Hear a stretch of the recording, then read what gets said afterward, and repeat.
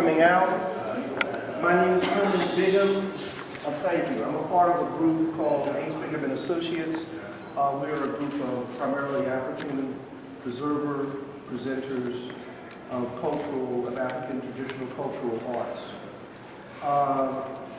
This group started about 7 years ago with David Lawrence, who's here, there, the fine artist, and myself at a small local library at Seems to be more library. In a highly distressed neighborhood, we took world-class African art in our community. And the community and the main branch library went crazy. And demanded we bring it back, brought it here. Since then, that exhibition, which was called, the exhibition we mounted here, is called The Majesty of African Motherhood.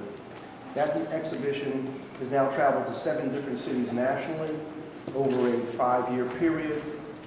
It's been viewed by over 60,000 people. It has, gained international acclaim because of the fact that we use African scholarship, and there's a very deep level of information that is revealed about the material, particularly how it's used in the culture and how it relates to our community and lifestyle and our lives contemporarily. One of the big issues with the presentation of traditional African art is that Africans are almost never a part of it. And so we saw that as really a major issue, and obviously because the world is being cheated of the true identity and reality and story of this material.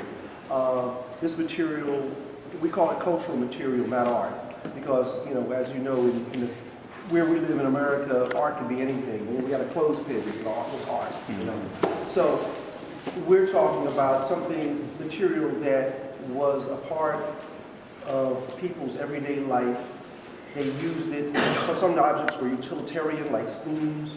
Spoons are particularly interesting because, like, for example, the Dan of Ivory Coast and Liberia, they use a spoon as a symbol of offering and vitality. The woman in the community who is most generous receives this ceremonial spoon. So, like, the competition in that society is not around a lot of the things the competition in this society is around, which I won't mention, but it's a competition around being the most generous person in the community. Generous in terms of looking out for other people's children, looking out for the community. Like years ago when we used to, scrub those old steps. I think people of this generation here might remember. There was a time when our communities didn't look like this. And it's because we had a different set of values. We had values, we had values that came from our cultural tradition, and we brought them up from the South and out of Africa. And these cultural traditions are expressed through this material culture, sometimes called artwork, sometimes called African traditional sculptural art. What we've realized that's the biggest void, I would say, is the use of and the explanation of this material for its major purpose in the culture. This material was used primarily to maintain cultural identity, standards, value systems, and a way of life. So there was what you will see, and what you will see very much identified through the text in this exhibit. You will see that it's about value system, it's about standards, it's about relationships, and that's what the material, that's what the art, quote unquote, cultural material is all about. We have also, to describe who we are. We're people who are lay persons like myself.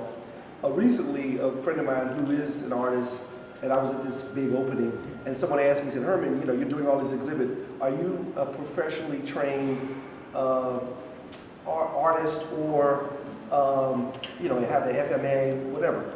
And I said, oh no. Because when I looked at, if you would have seen some of the, like, in this particular exhibition, one of the prime, very art quote, subjects was a stack of paper bags in the middle of the floor. That was the artwork featured in that gallery. So the artist came in and dropped 4 or 5 bags, positioned them, and walked out and received, $20,000. So that's not what we do. We're doing something different.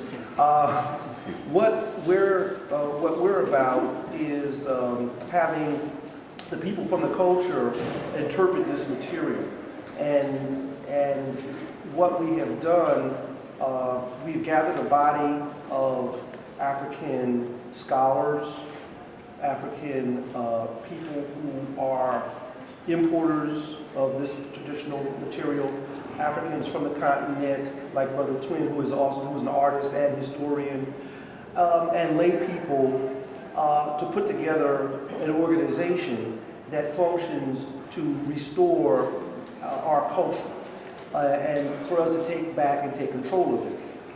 For example, I was asked in an article that we were writing for Black Books Bulletin art review to review books written by African and African Americans on traditional African sculptural art.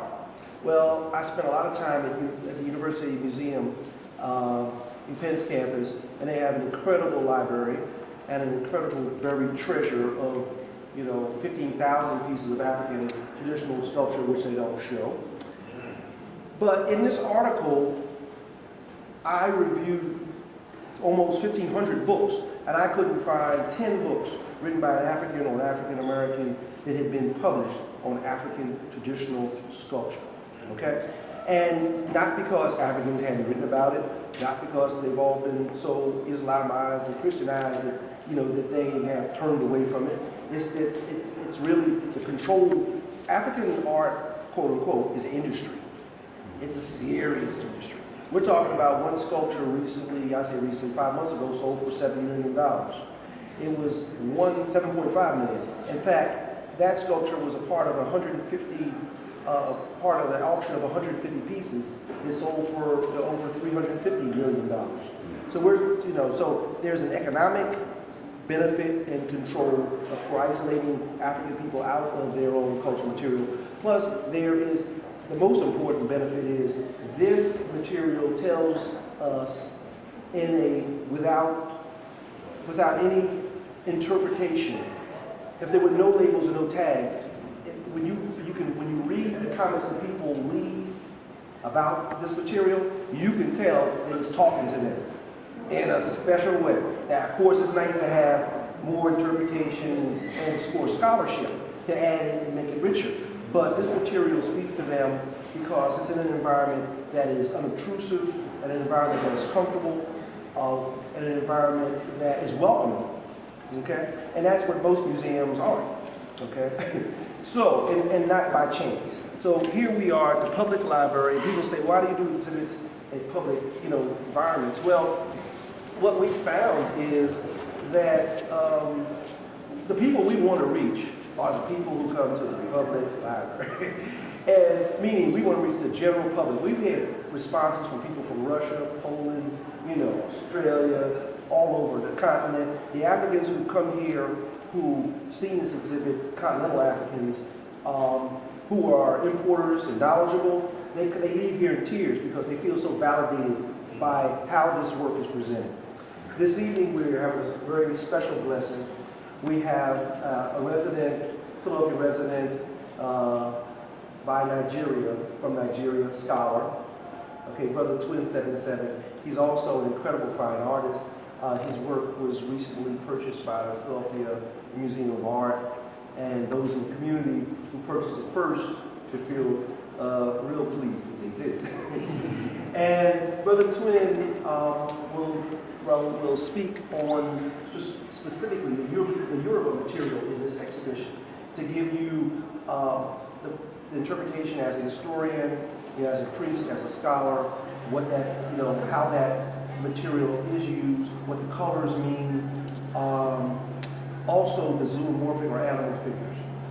And then after that, Dr. Abdul will speak on on the Yoruba material and the Kemetic material here, the work from ancient Egypt, and draw the relationship that has been established many, many years ago, but hidden in libraries like the library at the University of Penn Museum. If you want to find some stuff, you know, there's this old expression about if you want to hide something, you know, put it in a book, you know, and put it in a library. It's the truth. I mean, there's so many things that you can't imagine that have been researched, documented, that are just not made access to the public. So we're going to start now with Brother 277. He's going to come down.